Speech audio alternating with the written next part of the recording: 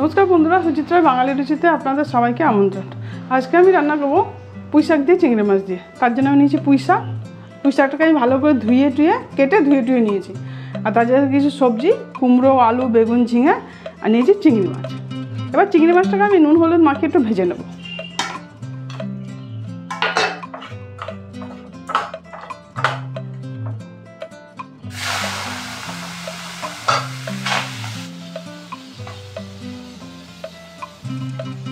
চিংড়ি মাছগুলো ভাজা হয়ে গেছে, এগুলোকে আমরা তুলে নেব।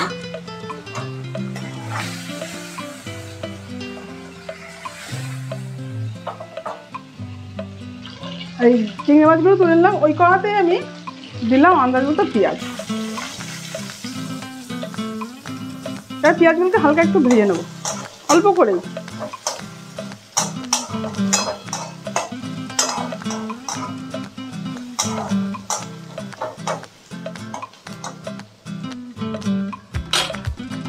এই পেঁয়াজগুলোর মধ্যে এবার দিয়ে দেবো আমি সবজিগুলো। এই সবজিগুলোকে পেঁয়াজ দিয়ে একসঙ্গে খুব ভালো করে ভেজে নেব। সব সবজিগুলোকে ভাজবো, পেঁয়াজটাও ভাজা হবে, সবজিগুলোও ভাজা হবে।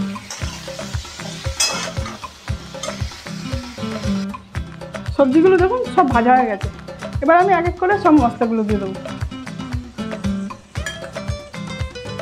ছোটো চামচে 1 চামচের মতো দেবো আমি আদা রসুন বাটা।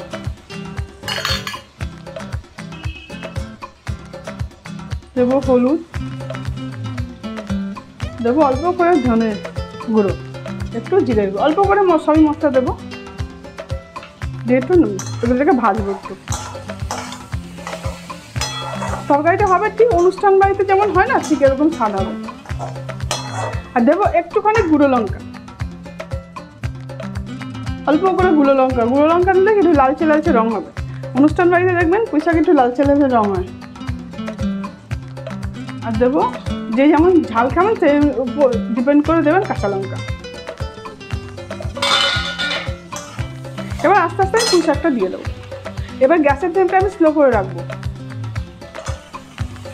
করে এবার আস্তে আস্তে মশলার সঙ্গে পুঁই শাকটাকে একটু কষিয়ে নেবো। এতে কিন্তু আমি জল দেবো না, এই পুঁই শাকেরই জল উঠবে, ওতেই পুঁই শাকটা রান্না হয়ে যাবে। ওই জন্য গ্যাসের ফ্লেমটা স্লো রাখতে হবে, নাহলে লেগে যাবে নিচে। পুঁই শাক জল ছেড়ে দেবে কিছুক্ষণের মধ্যে।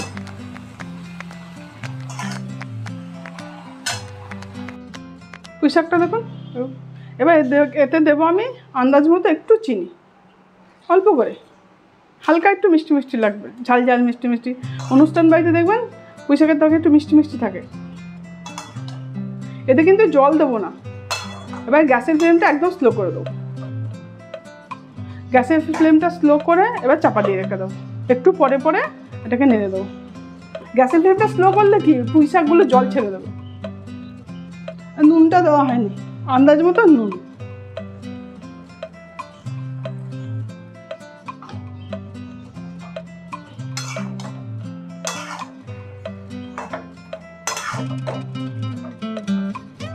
এবার এটা হোক, চাপা দিয়ে রেখে দেবো।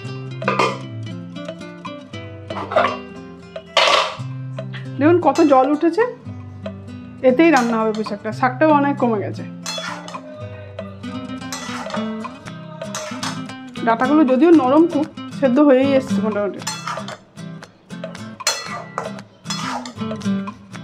আর একটু হবে।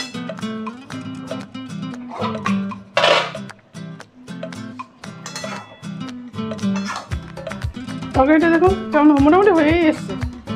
এবার আমি ভাজা চিংড়ি মাছগুলো সব দিয়ে দেবো।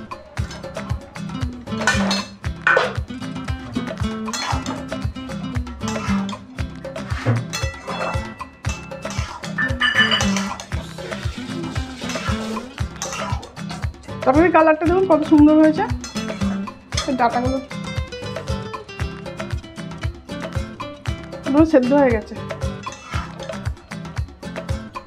আর 5-6 মিনিট হোক, তারপর নামিয়ে দেবো।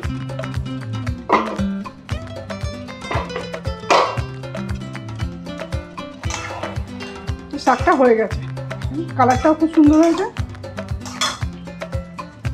ডাঁটাগুলো একদম সেদ্ধ হয়ে গেছে।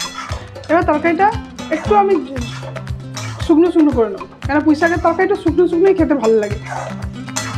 গ্যাসের ফ্লেমটা হাই দিয়ে একটু শুকিয়ে নেবো। আবার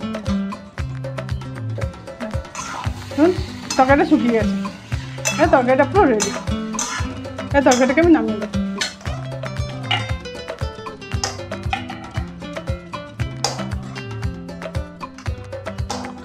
এই চিংড়ি মাছ দিয়ে পুঁই শাকের তরকারিটা এভাবে করুন, পুরো অনুষ্ঠান বাড়িতে যেমন হয় না খেতে, টেস্টটা ঠিক সেরকম হয়েছে।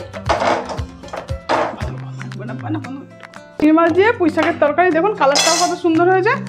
এইভাবে আপনারা একদিন রান্না করুন, খান চিংড়ি মাছ দিয়ে পুঁই শাক। যদি ভালো লাগে আমাকে কমেন্ট করে জানাবেন।